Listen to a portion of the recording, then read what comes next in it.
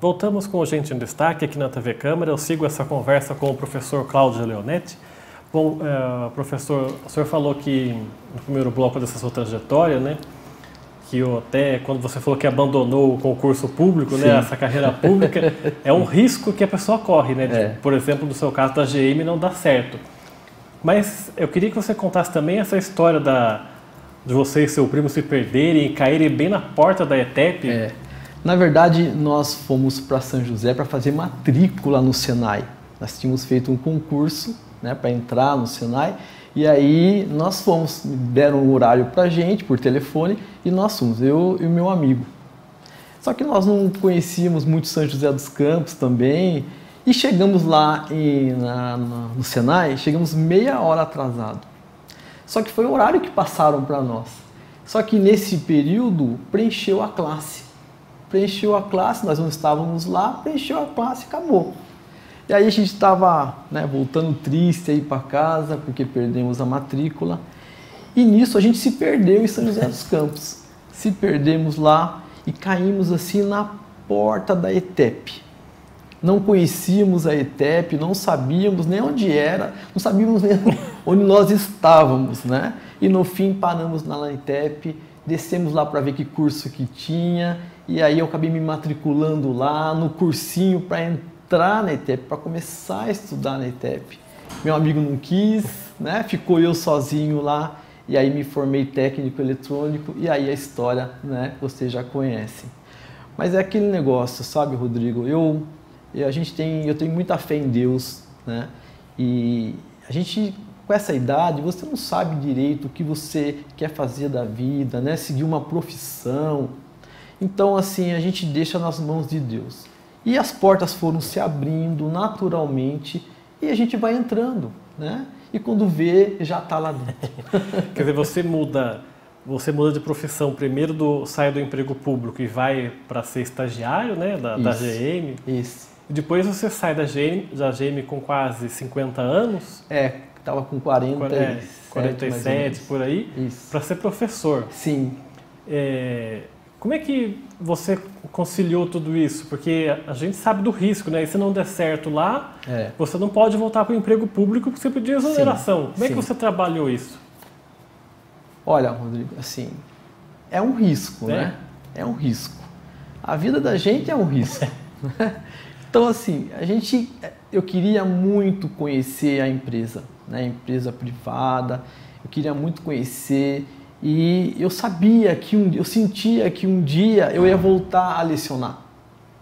Eu tinha certeza que isso iria acontecer. Era uma coisa que eu sentia. Então, naquele período de 20 anos, eu fiz o melhor de mim, né? Eu dei o melhor de mim dentro da empresa. E com isso eu conquistei aí um sonho também, que era ser gerente da empresa onde eu entrei, né? E liderei muitas pessoas, Rodrigo. Eu tive mais de 500 pessoas espalhados pelo Brasil, em outras localidades, né? Isso dificulta, né? Porque você, quando tem um grupo próximo, é uma coisa, mas quando tem um grupo à distância, fica tudo mais difícil. Então eu tenho essa experiência, né? E isso me trouxe assim uma bagagem de conhecimento muito grande, né? Mas, né, tudo foi risco, né? Tudo foi risco. E nessa trajetória você chegou também a cursar magistério para você continuar dando aula ou não? Rodrigo, eu fiz somente especialização, né? Em docência do ensino superior, cursos voltados à psicopedagogia, para que eu pudesse conhecer, né? Porque, como eu te falei, eu leciono atualmente para criança, né? Adolescentes e adultos. E eu consigo, sabe, me dar bem, ter um bom relacionamento com todos os meus alunos, né? Eles gostam de mim e a gente se dá muito bem. Eu consigo fazer um trabalho com eles legal, né? Desde o ano passado a gente está fazendo aí um trabalho basicamente remoto, né? Então, é uma coisa nova que nós, professores, tivemos que nos adaptar e eles também, né? Existe toda uma ansiedade aí, né, deles, dos professores também. Então, assim, a coisa mudou por completo, mas graças a Deus a gente conseguiu administrar bem isso. E essa diferença entre dar aula para criança, para adolescente, para adulto, eu imagino que seja gratificante, né? Você poder acompanhar ao mesmo tempo o crescimento dessa criança aprendendo, mas quando está na fase adulta também, já com alguns até idosos também que querem voltar a estudar. Sim. Como é que você sente isso na sua profissão? Rodrigo, é muito gratificante, né? Muito gratificante você andar nas ruas, as pessoas te reconhecerem, ex-alunos, né?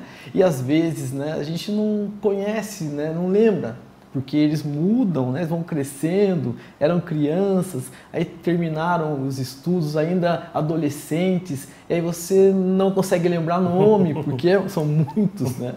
Então, assim, mas o que é gratificante é você vê-los, né, num processo aí de crescimento. Os adultos, é muito bom você saber que você ajudou eles a se formar, né, a ter uma carreira, sabe? Você depois encontra essas pessoas. Eu faço um trabalho com o terceiro ensino médio que chama, na verdade, profissões, né?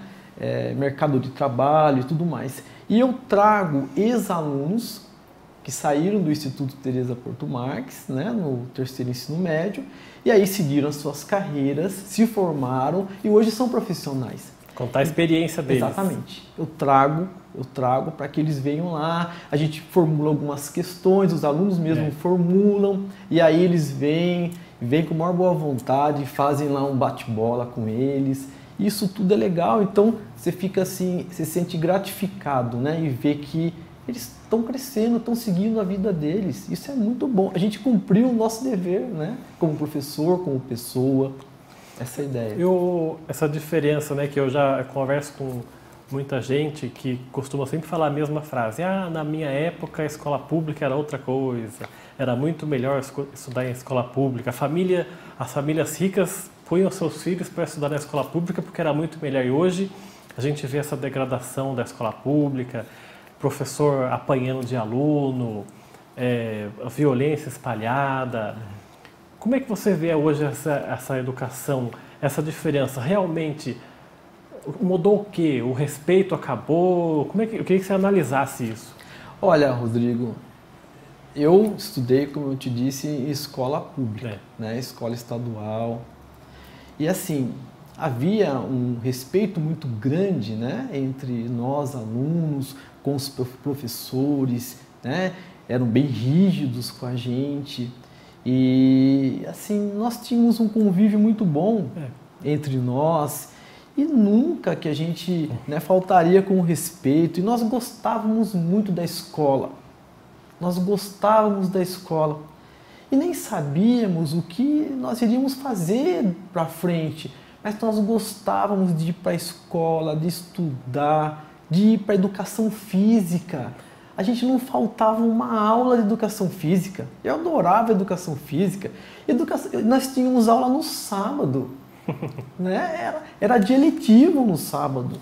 Então, assim, agora hoje realmente mudou muita coisa, né? A escola pública, ela tem uma estrutura muito grande, Rodrigo. A escola pública, ela tem estrutura, ela tem material, sabe? Ela tem tecnologia. Precisa melhorar? Claro que sim, precisa melhorar, sempre melhorando, né?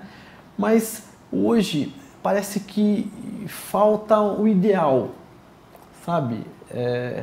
Os alunos parece que estudam sem ideais. O que eu vou atingir com isso? Meu pai é engenheiro, meu tio é advogado, e eles não estão conseguindo trabalhar. Então parece que falta uma motivação, sabe? E na época, eu como aluno, nós não enxergávamos isso. Até porque a gente aprendia o ofício, né? Aprendia a ser mecânico, aprendia a ser sapateiro, aprendia a ser pintor, e isso para nós estava bom, né? Então hoje as coisas mudaram muito, a informação ela está aí, né? Aberta para todos. Mas parece que falta uma motivação. Mas tem também o fator da violência também envolvido nisso. Porque hoje a gente vê muita situação no Brasil que as pessoas querem fazer o bandido se transformar no mocinho, o mocinho se transformar no bandido. Aí, por exemplo, na sala de aula, eles querem que o aluno seja autoridade, não mais professor. Então, e aí decorre Rodrigo, essas coisas da violência. Mas olha só, Rodrigo, a violência muitas vezes acontece justamente pela falta do grau de escolaridade, né? Se você for ver, Rodrigo, hoje nós temos aí uma estatística que pessoas de 19 anos, quase 50% no estado de São Paulo, não terminou o ensino médio. Então, né, nós sabemos como é que está toda a situação aí de empregabilidade. A média vai ser? A média de estudo do brasileiro é muito pequena perto de países europeus, por exemplo, ou, por exemplo, o Japão, que a média de frequência à escola é de 12, 14 anos, no Brasil é de 5, 6 anos, né? Sim, sim. Então, assim, sem a educação, como é que você vai arranjar um emprego? Como é que você vai se autossustentar? Como é que você vai sustentar uma família? E aí, o que você vai fazer? Você vai precisar sustentar, como é que você vai obter o dinheiro financeiro?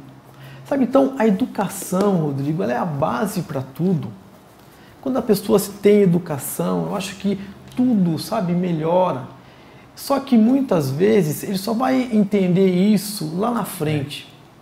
Eu tenho vários alunos, né, fazendo engenharia que já eram para ter feito engenharia há muitos anos atrás, mas eles sabem que tiveram que retornar para a escola porque senão eles não iam crescer e correr o risco ainda, estar correndo o risco de perder o emprego. Daí eles retornam para a escola. Então, olha, Rodrigo, eu como professor, né, trabalhando na educação, eu falo com todas as letras, né? Olha, a educação é a base para tudo, né? Só com a educação que a gente vai conseguir crescer, que a gente vai ter condições de a gente ter uma vida, né? De ter o seu trabalho, de ter a sua família, de obter as coisas que você quer. Se a gente não tiver educação, Rodrigo, ainda mais no mundo de hoje, onde as empresas estão sendo aí afetadas, né? Engolidas pelos robôs. Né? Os robôs vieram e fazem parte do dia a dia nas empresas e a tendência, Rodrigo, é aumentar. Não é diminuir. Hoje uma empresa, Rodrigo, ela não aumenta o seu efetivo. Ela diminui. Ela diminui, porque ela precisa também ser competitiva e com isso, né, com a globalização, então ela vai ter que automatizar, vai robotizar. Mas ao mesmo tempo aí são criadas outras carreiras, né, para se adaptar a essas mudanças de tecnologia. Sim, sim. Mas observa que são criadas, né, muito rapidamente, né? Precisou, já vão criando e as pessoas têm que estar antenadas com essas mudanças aí, Rodrigo. E você não pensa nunca pensou em desistir ou está perto de se aposentar agora? Você não está muito cansado? Rodrigo, eu me aposentei faz 1 ano e pouquinho, né? E continuo trabalhando normalmente, né? Então me coloquei à disposição e na política, né? Me coloquei à disposição porque, como eu te falei, esse legado aí de trabalhar, Rodrigo, eu trago comigo e não adianta, né? Eu me sinto muito bem trabalhando, graças a Deus eu tenho uma boa energia. E com isso a gente vai seguir na vida, Rodrigo, não pode parar não. Quer dizer, você vai dando aula até a hora que... Eu tenho um plano de parar de lecionar com 65 mais ou menos, 65 anos. Porque você falou que seu pai trabalha até hoje com 82, né? Tenho um plano para fazer outras coisas, né? Quem sabe eu me torno prefeito, aí eu sigo aí a vida, enfim. E o que você mais sentiu? A gente está falando tanto de mudança, né, da educação, mas fora isso que a gente falou da parte externa, né, do comportamento de alunos, tecnologia também que mudou bastante esse sistema de ensino. Sim. Mas para você, só para a gente fechar esse bloco, qual foi a principal mudança na maneira de ensinar? Rodrigo, nós tivemos que mudar completamente, né, para poder estar conseguindo transmitir a informação, né? A gente transmite a informação, né? Não o conhecimento, a gente transmite a informação e essa forma de transmitir a informação mudou, né? Era uma situação presencial que passou a ser uma situação remota. Então, como você vai transmitir a informação agora? Né? Nem todo mundo tem internet também para acompanhar isso. Isso foi um problema que tivemos que nos adaptar, os alunos se adaptarem também, não tinham computador, muitos usam o celular. Então, até hoje isso acontece. A internet cai, né? Então nós temos tudo isso que temos que levar em consideração. Eu já tinha uma lousa em casa, né? Já tinha, porque tem uns vídeos que eu gravei para o YouTube, então eu estava começando a fazer um trabalho aí. E aí aconteceu tudo isso e eu continuei, Rodrigo. Da mesma forma como eu fazia na sala de aula, eu comecei a fazer em casa, né? Os alunos lá e eu lá na lousa, e continuei, e a coisa deu certo. Lógico que eu tive que adaptar uma série de situações, como passar essa informação de uma outra maneira, mas assim, a lousa menor, né? Mas o conteúdo deu certo, Rodrigo, né? Pelo menos para a maioria dos alunos isso aconteceu, sabe? E todos os outros professores, a gente foi aprendendo juntos, né? Fomos aprendendo, olha, isso aqui dá certo, isso aqui é melhor, tenta assim, tenta assado, e a coisa foi andando. E graças a Deus a gente está aí de novo, né? Na condição de remoto. Tá certo, a gente vai então fazer mais um intervalo aqui, o Gente Destaque volta daqui a pouco, até já.